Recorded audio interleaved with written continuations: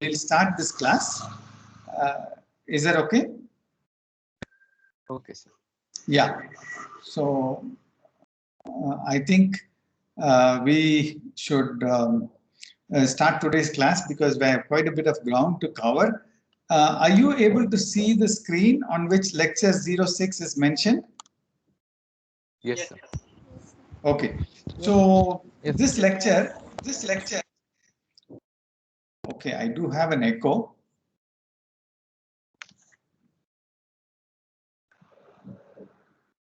Are you able to hear without an echo? there is no echo in our side. Okay, fine. This lecture is about a complex that was discovered almost 50, more than in the 1950s, 70 years ago. But then it was not characterized properly. And I mentioned it in the metal alkyls class, but I just want to quickly review it because it clears an illusion that is there in people's mind that molecular orbital theory has replaced valence bond theory, and it has replaced CFT. If you remember, VSEPR and CFT are both based on, or rather completely talking about repulsions and repulsive forces and how these repulsive forces determine the structure of the complex. So the structure is completely determined by repulsion or repulsive forces. On the other hand, molecular orbital theory emphasizes the attractive part. It also balances it. It also talks about repulsion, but there is a deficiency in molecular orbital theory, which I will point out during the course of this lecture. So let me proceed. The story is actually about this molecule, which is written in the middle, but the related molecules, the zirconium 2 minus complex, hexamethyl zirconium 2 minus complex that I have written in the beginning, turned out to be crystallographically characterized, and it has got a trigonal prismatic structure. Now, electron diffraction proposed a similar structure for the WCH36. So one assumed that WCH36 has got this trigonal prismatic structure. But no crystallography was done, electron diffraction was done. Electron diffraction is a great method for gaseous molecules. But then the disadvantage with electron diffraction is that if you have two different structures A and B, and these two structures A and B are interconverting very fast, the electron diffraction will give you an average of A and B. Okay, so it will give you an average of A and B. So if two structures are interconverting very rapidly in the electron diffraction time scale, you would end up with assuming that it is a trigonal prismatic structure, but it may not be a real trigonal prismatic ground state. So these molecules, although they are very simple, they turned out to be problematic because various structures, octahedral structures were found, trigonal prismatic structures were found. So the real problem was to figure out what is the actual structure of these molecules. And Eisenstein and others, Eisenstein was a computational chemist, computational theoretical chemist, who looked at the structures of MR6 species. And this was done in 1989. Now, in 1989, the computers were still not powerful enough to do very high level ab initio calculations, and they very often approximated to either H6 or Me6, okay, hexamethyl or Me6. When they looked at TiH62 minus, they found that it was octahedral structure was not a minimum. what it tells you is that the octahedral structure is probably not the stable form. The stable form is probably something else. But what that something else is was not really determined by these workers. Then, as I told you earlier, this complex was found to be trigonal prismatic. So they were searching in this area. So as I told you, molecular optical method needs initial starting point for the calculation. So you would give the best, what is known as the best guess structure, and that structure was either octahedral or trigonal prismatic. Now it turned out that hexamethyl tungsten is the one that we are going to talk about, and one person took it as a challenge and did the crystallographic analysis, and you can try which one would be the right structure. I should not put a tick mark in this.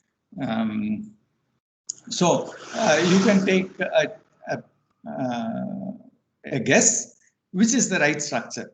Is it the regular octahedron or is it a regular prism? So you can think in your mind or write it down in your notes. What is the right structure?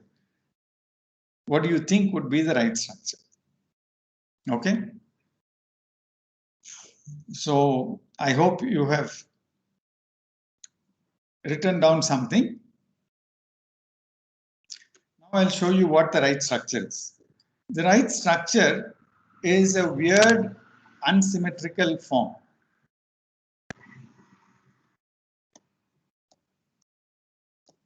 The unsymmetrical form is neither a prism nor is it an octahedron. It is somewhat of a distorted prism in which there are three long bonds. There are three long bonds. These are the long bonds with narrow angles, and three short bonds, and I'll label them in blue color.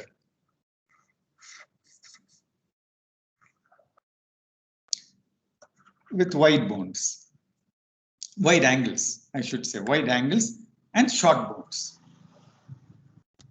Wide and short, narrow and long. Okay, so this was totally unexpected. It was actually counterintuitive, but the challenge was this hexamethyl tungsten could not be crystallized, although it was, I think I mentioned that Wilkinson made it as early as 1950.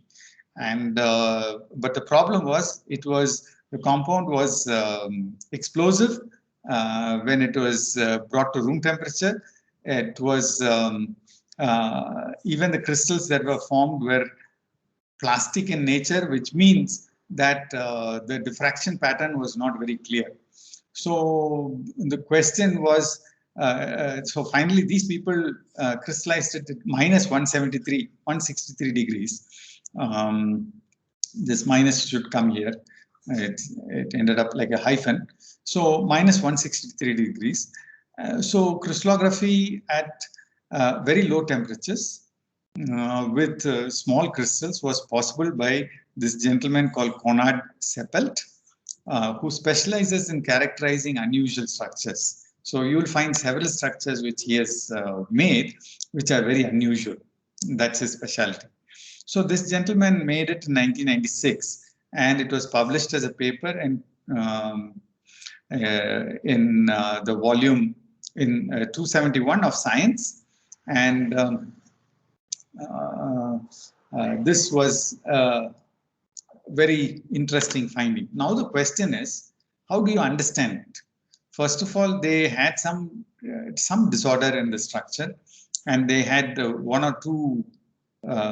In the same crystal, they had one or two forms. That's not unusual, but they had one or two crystals also which they characterized, and they found that there was a mean value that they could assign.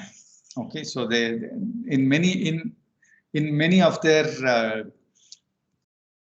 tables they have a mean value. The reason is there is no one crystal that they have looked at. They have looked at two or three crystals and analyzed all the crystal structures, looked at the average bond angle bond distances, and uniformly they get this wide angle and short ML distance and long distance and narrow angles. So the question is, what exactly is going on? Why is it this structure? And they naturally turned to computational chemistry. This is in 96 now, so they did some better crystallography, better computational study. And before I explain the computational study that they did, I want to explain to you what is the connection between the prism and the octahedron. Prism and octahedron are actually related. The way they are related is by the way in which the faces of the prism are related. So if you look at this face of the prism and the octahedron, and if you look at the other face of the octahedron, so this is the other face of the octahedron. I have to get another pen. Now I have lost the screen.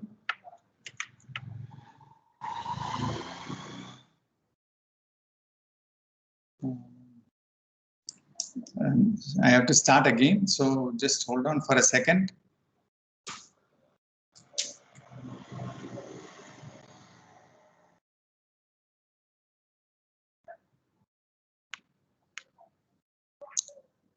Somehow the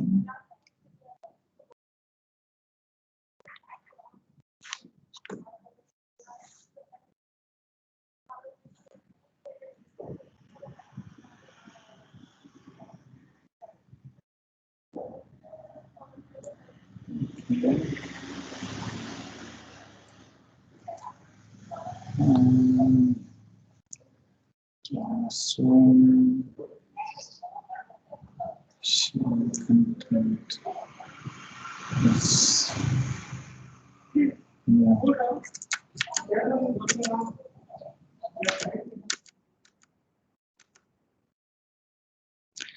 So we were here, we were talking about this relationship between octahedron and the prism, and the octahedron and the prism are related by the fact that these two faces of the octahedron, okay, if you take these two faces of the octahedron and if you draw a line right through the center of this, if you draw a line which is going right through the center of this octahedron, through the faces of the octahedron, you can rotate one of these faces, and if you rotate it by 60 degrees, you would end up with a prism.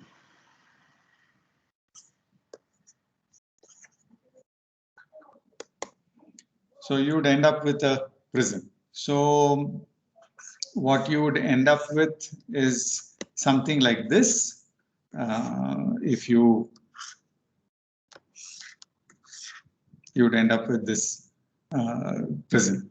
So this would be the red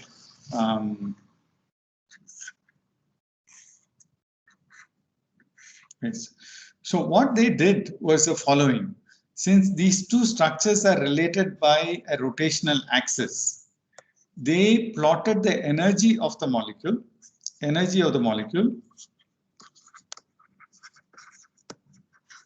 as a function of rotation.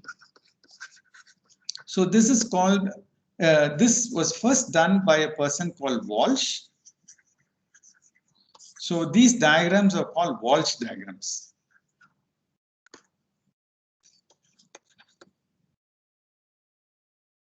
These diagrams are called Walsh diagrams. So the EMO approach requires such a correlation diagram between OH and TP. It's also called a correlation diagram or a Walsh diagram. And they drew such a diagram to connect the energies of the octahedral form and the D3H form. D3H form is the trigonal prism.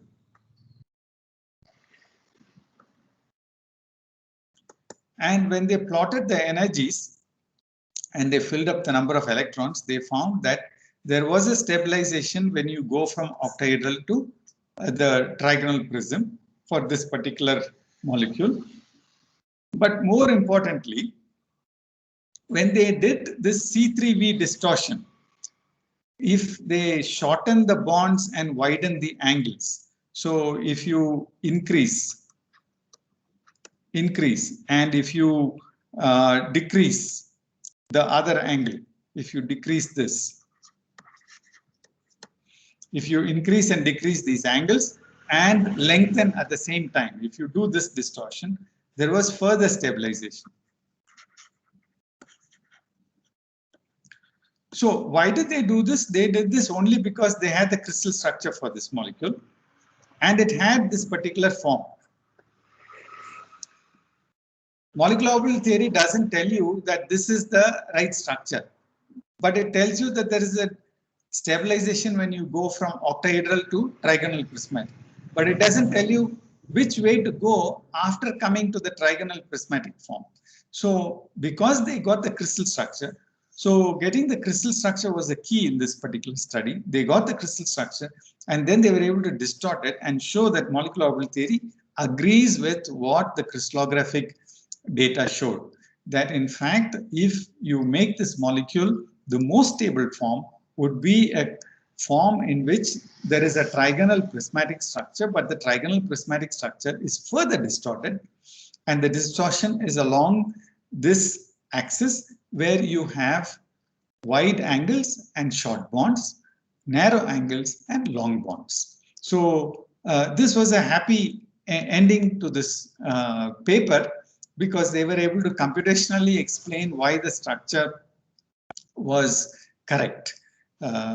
Because this gave them sufficient reason to say that, okay, computationally there is something which stabilizes this orbitals in this particular fashion. But it didn't give them a good explanation as to why molecular orbital theory was even saying this. They just computationally figured out that this is the right structure, and that was possible because the crystal structure was available. Now, what transpired was the following. Probably because they were only looking at MO studies, they had missed a lot of other studies. The MO studies earlier had been done by Schaefer, it had been done by Tom Albright, Roald Hoffman, whom I had mentioned earlier with the Nobel Prize, and then Clark Landis, just 1 year before this paper, had used valence bond theory to explain the structure of metal hydrides. And he in fact predicted that these molecules would have this unusual structure. And what valence bond theory suggests is that you do not have to use p orbitals for this hybridization. Okay, I will explain this in greater detail in just a few minutes, but they used completely a valence bond model, and they also developed a program called ValBond, which they used for predicting the structure of molecules. I will give you a reference to the Clark Landis paper also, but it was just 1 year ahead of this paper where they got the correct structure for WME6. So the theory that Clark Landis proposed was that most transition metal compounds were having hypervalence. That means they were having more valence electrons than necessary. They did not need these many valence electrons, and that is the reason why these molecules adopted octahedral structures. If they do not have if they do not have excess electrons, they would adopt other geometries, and these other geometries were determined by hybridization rules, just like main group elements are determined. Main group elements form structures which are determined by hybridization possibilities. So, for example, If you have an sp3 hybridization, you would have an angle of 109 degrees. If you have an sp2 hybridization, you would have 120 degrees and so on. So he said, in this case, the best hybridization that can happen is when you have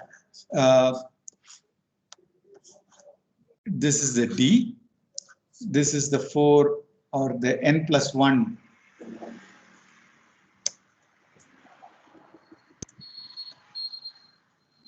S, this is the ND, n+1S, and then the n+1P.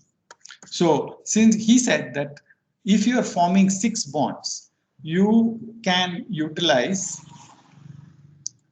the 5 d orbitals and the 1 s orbital and form hybrids. And when you form a hybrid, which is sd5, actually this should be written as d5s because we normally write it in the order of their energies. So this d5s hybridization leads to this unusual geometry.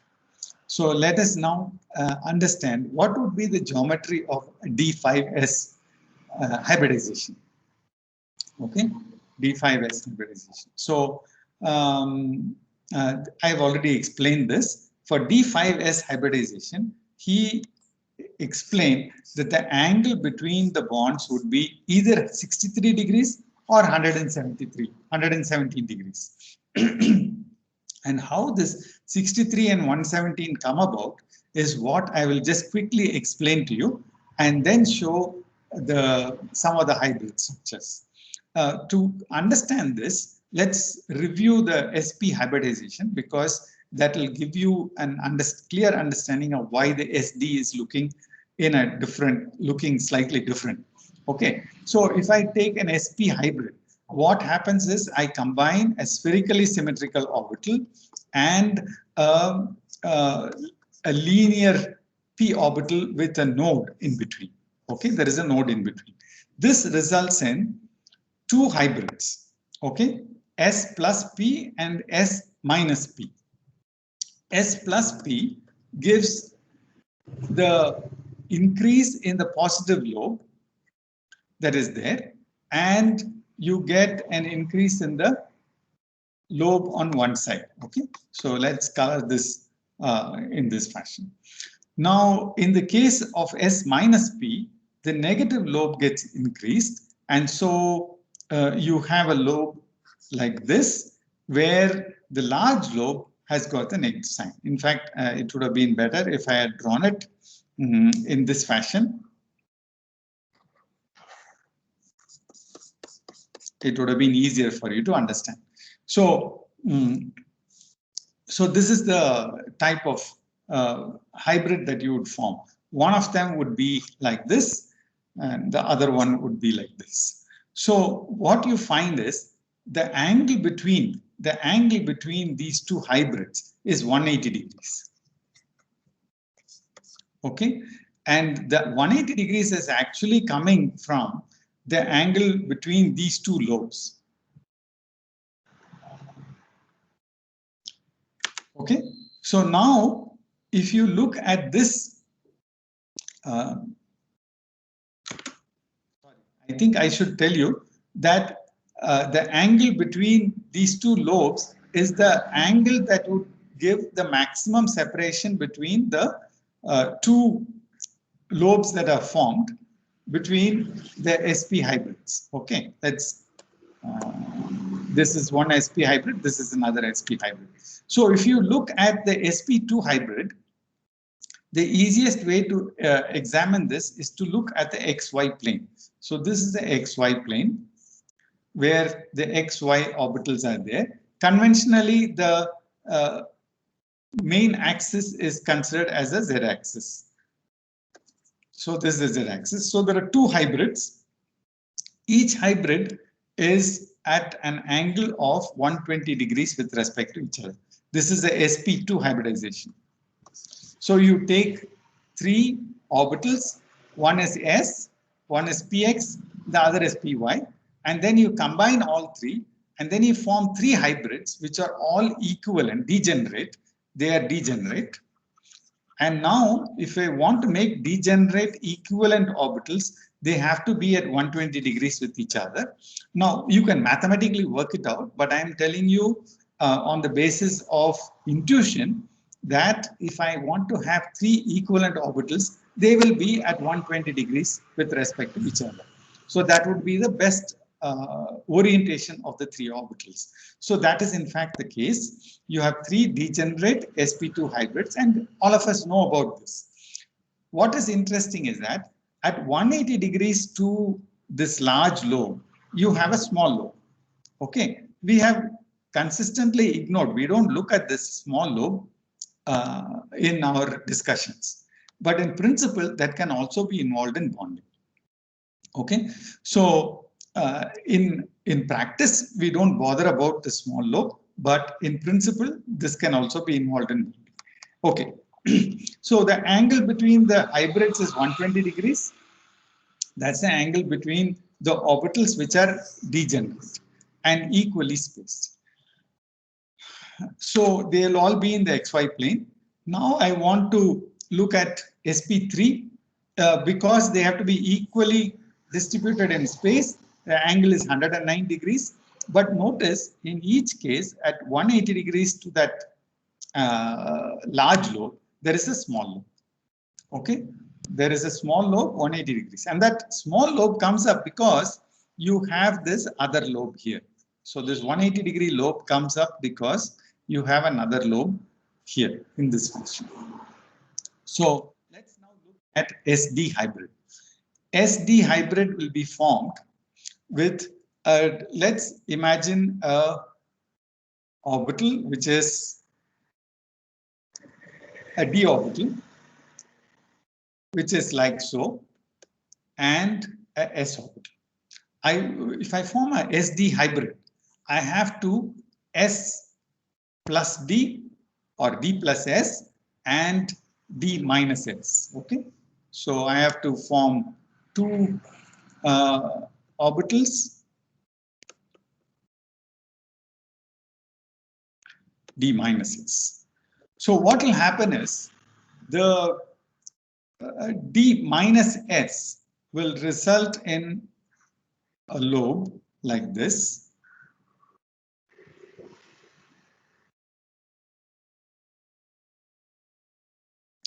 And the D plus S will give me, let me draw the figures first and then I will draw the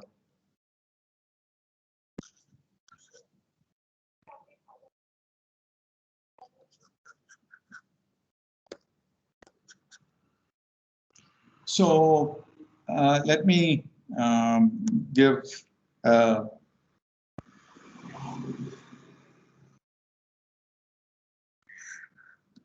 that gave me this picture, and the D minus S. This is the D plus S. So what you end up with, I've just pictorially added the 2. Mathematically, it works out to be the same thing. You get 2 orbitals like this. Notice that because we had now 4 lobes to start with, the addition or the subtraction also has 4 lobes. Now, the smaller lobes are at 90 degrees to the large lobe. Why? Earlier we had 180 degrees between the large lobe and the small lobe because the 2 oppositely shaded orbitals, 2 oppositely shaded lobes were at 180 degrees to each other. Now the oppositely shaded orbitals or lobes in the orbital are at 90 degrees to each other. So these 2 are at 90 degrees to each other. Okay, that's why these orbitals are looking like this. So basically, you should notice one more difference. In the sp hybrid, you ended up with a large lobe and there was only one large lobe. In the case of an SD hybrid, you end up with 2 large lobes and both lobes are along the same axis. Okay. So the SD hybrid has 2 large lobes at 180 degrees to each other and 2 small lobes at 90 degrees to each other. That is because of the characteristic of all the d orbitals that you have. Now I will, if you understand this much, you will be able to understand the rest. We have no other hurdle to pass. The SD hybrid, if it is computed, I will. I have already given you a link to a program called Orbitals, and I will refresh your memory little later. But using that program, ov.exe, I have computed the shape of these orbitals, SD hybrid. So this is a computed SD hybrid that I have formed for you. This is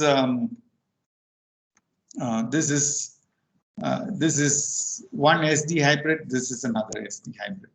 Okay, and you find that this is exactly the same thing that I have drawn for you, except that this is now slightly, computationally done. So it is much better than just a simple pictorial representation of the two orbitals. Okay, so let me now look at SD2 hybrids. SD2 hybrids will also be at 120 degrees to each other, but 120 degrees at 180 degrees to this large lobe will be another large lobe, which we can't use both lobes for bonding. So only one of them will be used. Okay, so SD3 again will have 109 degrees.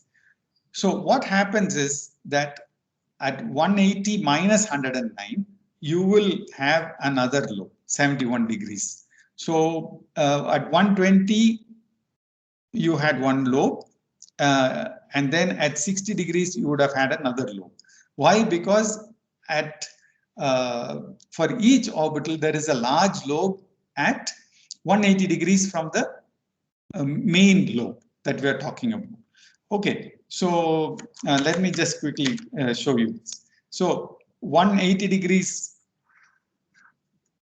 to one main lobe, this is the large lobe. You have one more lobe.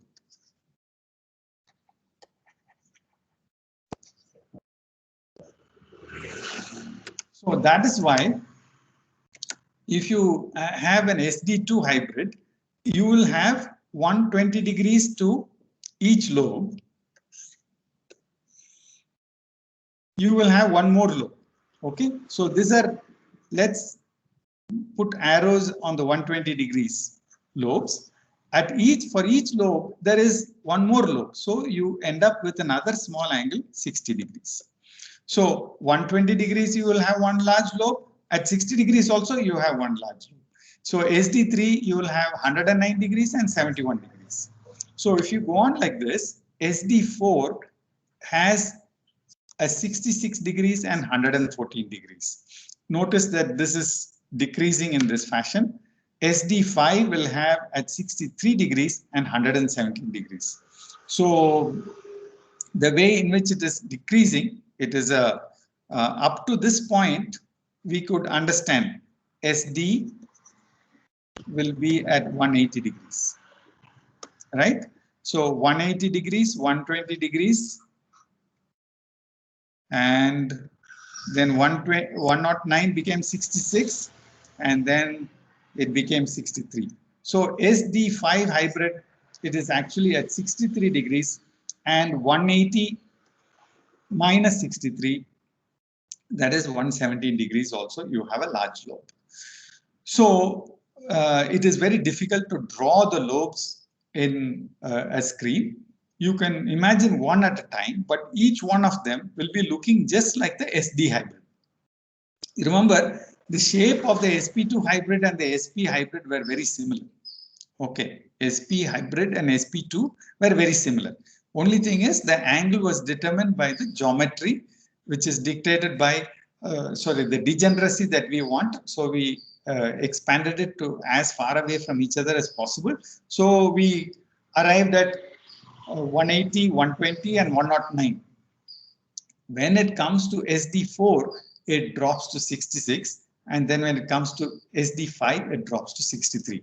It's not a linear change, but these are the angles that would be required for forming 5 equivalent SD5 hybrids. Now, this is a very strange structure. So you can have the possibility of forming bonds at 63 degrees, and you can have the possibility of forming at 170 degrees. Interestingly, the molecule has a combination of these two. So there are narrow angles, and narrow angles lead to large bonds, and large angles which leads to short bonds. Now, this is an optimization which is required by the covalency that is there in the molecule. What do I mean? See, when you have a short bond, the bond strength will be stronger. Okay. When you have a long bond, the bond will be weaker. But then why does it adopt this structure at all? It adopts this because those are the angles that are available, which if you probably have 117 at both sides, then there will be steric interactions between these two, the two tops. Okay. So to avoid that, in order to avoid that, what it does is it has one narrow and long, one short and wide. And that is the reason why you have this very unusual structure. Why is it longer when it is narrower? It has to be longer because if you want to push the methyl groups away from each other, and if you want to maintain this angle, the narrow angle, you have to push it. When you push it out, notice that if I were to have short, if I have to have short distances, I will have more repulsion. If I have long bonds, I can avoid the repulsion. Okay, so this short bonds will have very strong repulsion. So to avoid the short bonds, it has lengthened the bond and avoided the repulsion. So there are two things. There's a repulsion, and there is an optimization of short bonds by forming the wide angles also. So this is a beautiful way by which valence bond theory is able to explain, or rather derive, the structure. See, molecular orbital theory couldn't derive the structure, but because there we have to guess, and nobody guessed that such a weird structure can be there. Here, valence bond theory actually predicted this structure purely by intuitive means. Of course, the credit goes to Linus Pauling, who originally envisaged the hybridization principles and the valence bond theory. But people like Clark Landis decided that it was worth pursuing with that theory and try and explain some of the newer structures and some of the more challenging structures. And they found that indeed, valence bond theory is able to explain this unusual structure. Okay. So, so this is the end result. I have to tell you that there is at 90 degrees to each of these things, there is another short lobe. So drawing it becomes a very clumsy affair, and you cannot draw all the hybrid SD5 hybrids in a picture and get any meaning out of it.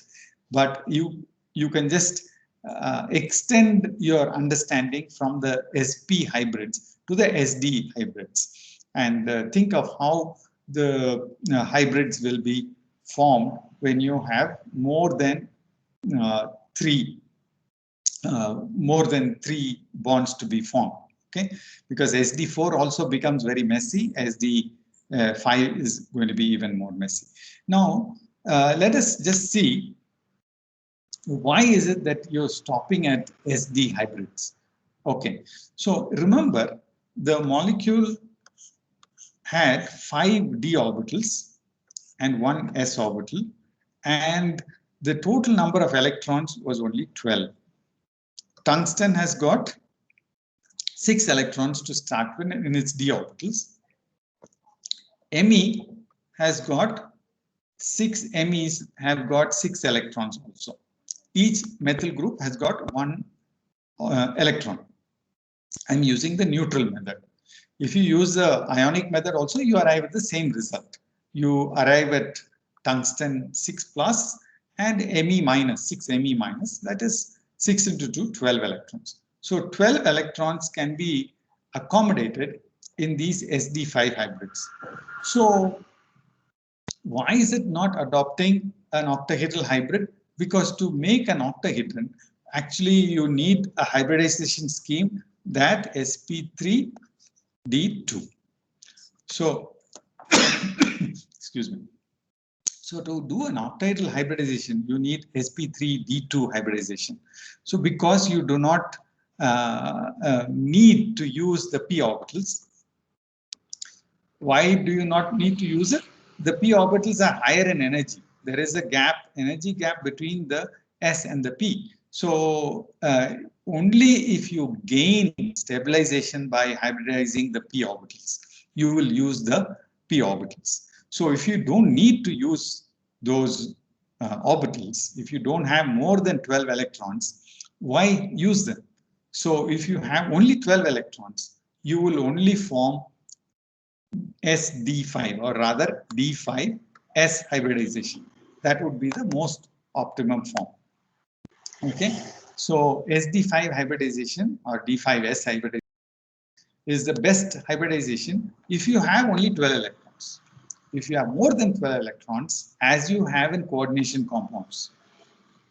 Coordination compounds have more than 12 electrons and they have 6 ligands. Then you end up with forming those octahedral geometries where you have sp3d2 hybridization. Okay, so this is the story behind sp3d2 hybridization. Let me just wipe this out because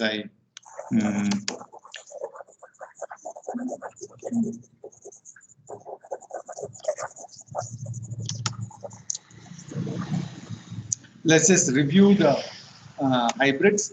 SD2 is just like your sp2, it's 120 degrees with each other. SD3 is 109 degrees with each other, and SD4 will be 66 and SD5 will be at 63. Okay, so SD hybrids are like so. I have computed several different forms, and let me now come to the structures themselves. If I have an SD4 hybrid, that is, if I have a molecule like MH5, and I need only 5 orbitals. So I can use 4 d orbitals and 1 s orbital. That is good enough. In fact, I can use only the d orbitals, but then the gap between the d and the s is sufficient to make a situation where the angle will be slightly better than the angle the angles that I will get if I use only d orbitals. If I use only d orbitals, angles will become very small. So in order to improve that, SD hybridization is more favorable. If you remember, in main group elements also, the same thing happens. If I use only p orbitals, the angle between the ligands will be 90 degrees. And if you remember, antimony and other lower group elements will form bonds at 90 degrees to each other. Okay, even the phosphorus, arsenic, and antimony group, you tend to have the lesser usage of the higher energy orbitals. So using low energy orbitals and forming hybrids is possible with MH5 type systems where I have only 10 electrons. I have only 10 electrons. I need to form only 10, SD4 hybrid. And the 2 structures that are formed are the ones where you have 114 degrees or 66 degrees. So interestingly, the 2 possibilities are the ones where you have an inverted umbrella and a umbrella type structure. This is the umbrella type structure. I hope you're able to see the form. This is these 2 bonds are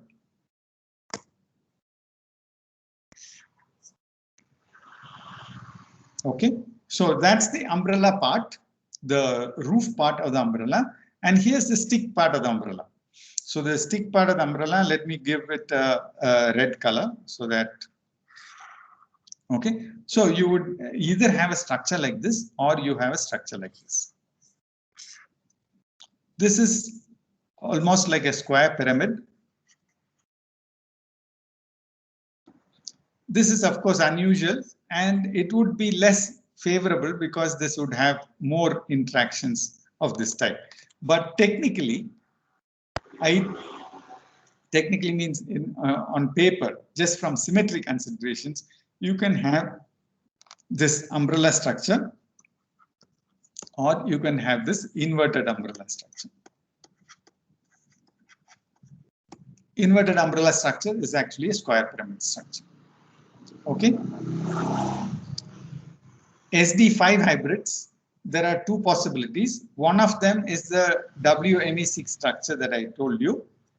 The other structure is again a type of an inverted system, but the inverted system would again be less stable because of the type of short interactions that you would end up with. So, this has not been realized as yet.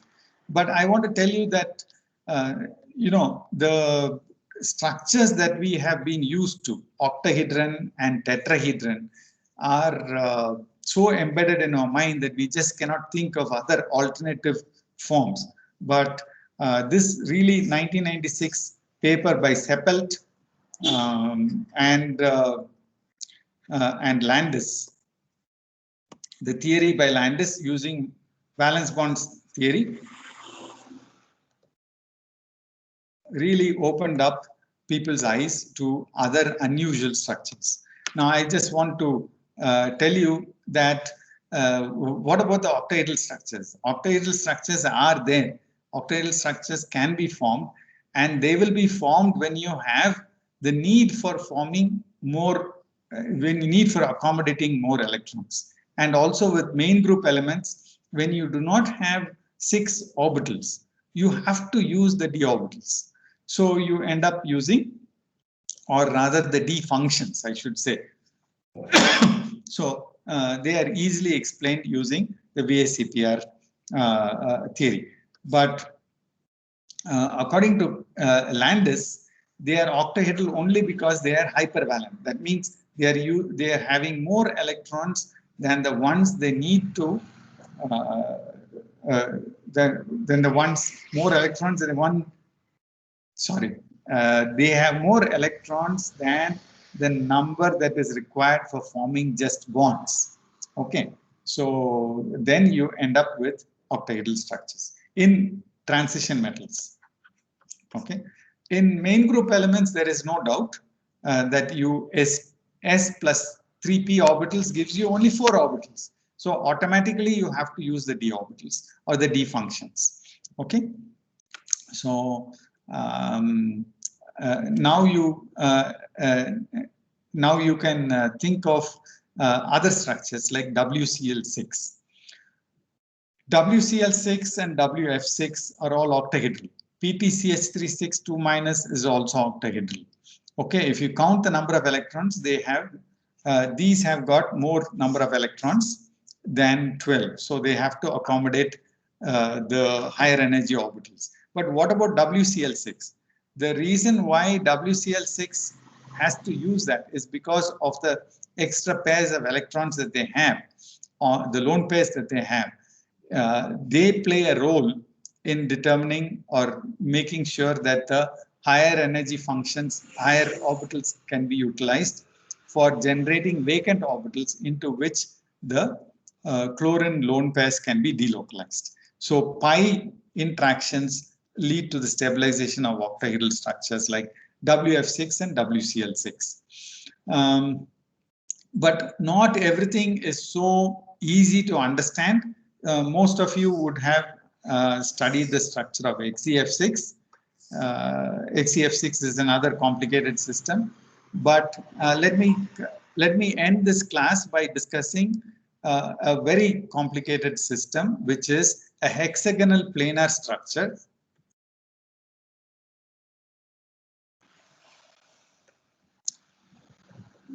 Which has got 6 phosphorus atoms with T-butyl groups on each phosphorus. These are T-butyl groups on each phosphorus. That's why this structure, it's a crystallographically characterized form, but it's got a planar structure. Now, why is it planar? And what is the mystery behind this structure? If you have taken the course CD212, you might have understood the mystery behind this. But very briefly, this is the only way this structure, this ligand, is covalently bonded right through. And this is nickel 0, and this is the best that it can do. Okay, this is the best it can do, and it is sterically dictated. So it is sterically dictated, and that's not the only thing. You look at this structure. This is a trigonal prismatic structure with Mn2 plus. Mn2 plus has CFSE of 0, which means that it can adopt any geometry. If the geometry of the ligand dictates a planar structure, manganese will adopt a planar structure. If it requires a trigonal prismatic structure, it will adopt a trigonal prismatic structure. So this is a paper which was published by researchers in University of Hyderabad here from our own country. So you can see that unusual structures are fascinating, and they are things to be studied in both organometallic chemistry and coordination chemistry. Now, I have overshot my time, but I have tried to go as fast as possible. I usually do not talk so fast, but I hope you have been able to follow that there are other possibilities than the molecular orbital theory. That is one thing. Secondly, there are other structures than octahedral and tetrahedral forms for stabilizing metal ions and even main group elements. Okay. With this, I'm going to stop here. And what I will do is, because we are running behind schedule, what I will do is part of the next class I will upload as a video, which you will have to listen to before you come to the class. So today is Friday. By Monday, I expect you to listen to half the lectures that I'm going to post. Okay, the easy part I'm going to post, and then I'm going to talk about the more complicated part in class. So it will be a combination of a video lecture which I have posted and in class lecture. So what I have on the screen right now is a 5-coordinate system which is also planar. Okay, and this is a silver complex. Silver is D10, so that also has a CFSE of 0. So it can adopt any structure. Okay, so I will stop here. I'm not going to talk about these. I will stop here and answer questions. But as you get prepared to ask questions, I'll show you the paper which they published. So, any questions?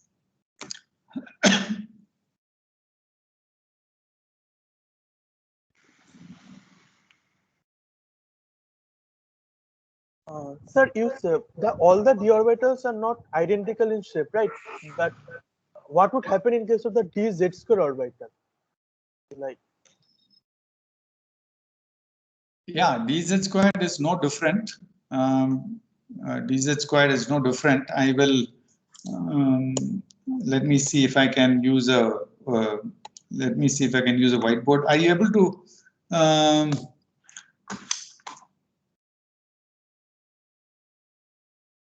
Are you able to see a whiteboard? no, sir. No? No, sir.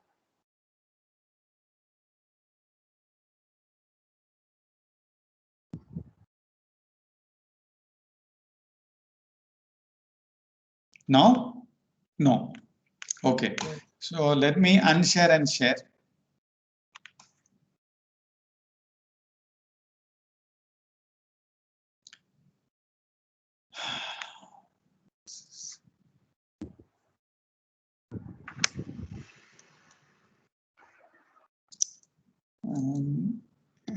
This is your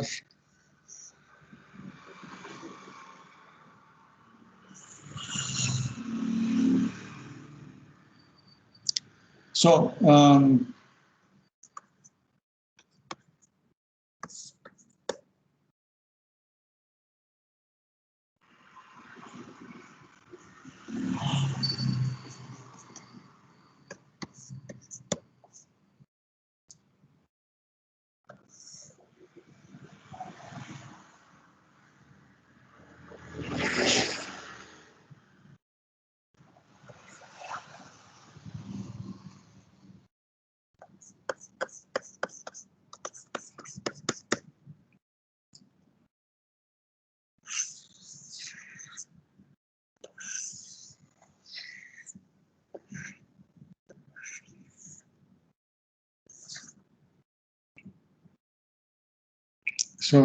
D plus S will give you this is not a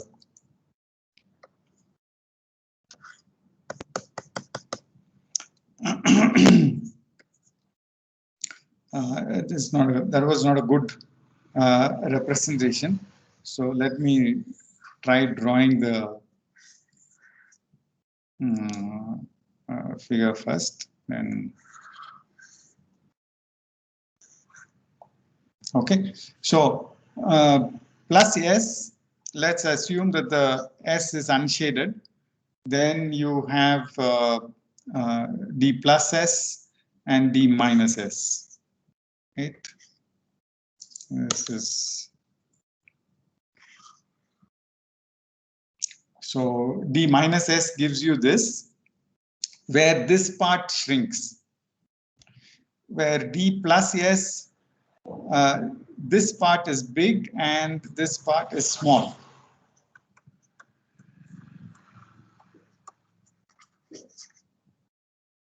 Okay, this is large. So it would be something like this. In fact, I think what I have put there on the figure is the one which is dz squared. Okay, dz squared is what I have pictured for you on the screen. So let me tell you that these pictures were generated using using something that is there in your team's website. I have already given you a link to a program called orbitals.com. Orbitals.com. And this site is maintained by David Manthe. If you search for David Manthe and orbitals, you will end up with this website where you have a program called ov.exe. And ov.exe will allow you to draw any hybridization. S plus P plus D, what will you get? S plus D, what will you get? S plus F, what will you get? So these are things which you can explore for yourself. I think if you're a science student, you have to be curious. Go ahead and try any one of them out. If you have problems, you can post on the website and then we will discuss it. Okay. So I want, because you do not have the ability to interact with one another, I think you should interact with one another through the Teams website. And the Teams website has a collaboration space where one person posted a question. I expect more of you to be interested enough to answer the question. Okay, that's the idea of the Teams website. So I will post a general question, and then you can answer some questions there. As I told you, I'm going to give you some marks out of that 100 total marks. I'm going to give you some marks for good interaction in class and good interaction in these collaborative ventures. Okay. So I'll stop here. Is anybody else having a class immediately after this? Can I see? Okay. Yes, yeah, please go ahead then. I'm done.